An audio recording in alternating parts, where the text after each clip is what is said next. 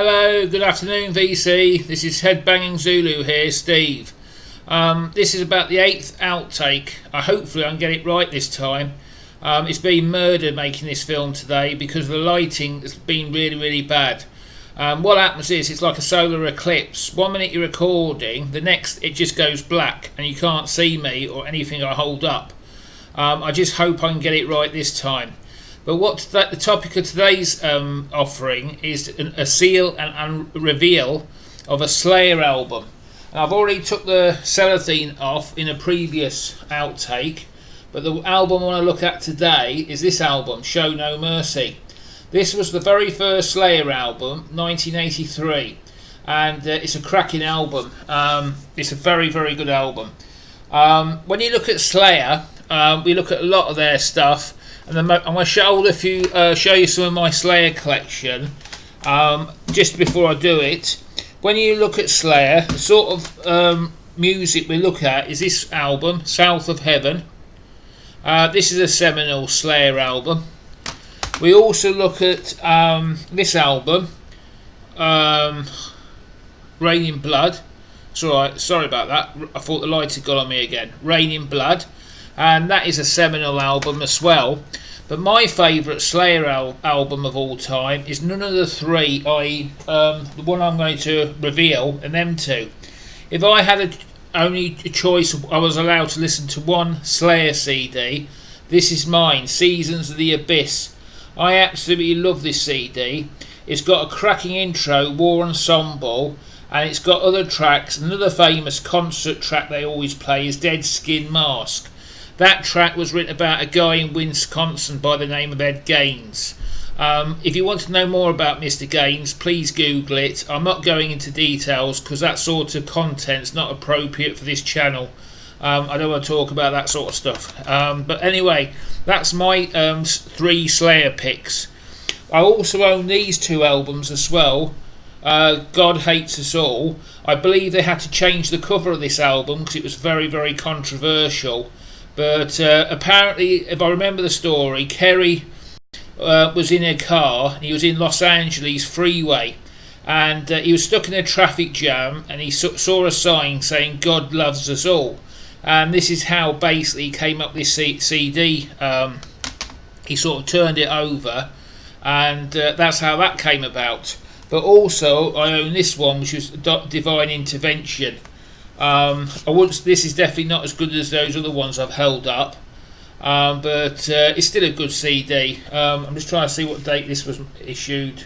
It doesn't say, but it's still a good CD, but it's definitely not in the league of Rain of Blood or the other one, the South of Heaven. So without further ado, I just want to unseal this Slayer album. And I apologise, but I've already took the cellophane off in a previous outtake. So I've already got that far. And this had a nice surprise in it for me. And it's basically just the great artwork. And that's a nice picture of that guy holding a sword.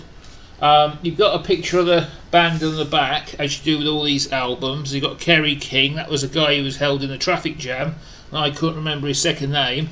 You've got Tom Arara, I can never pronounce his name, so I apologise if I get it wrong.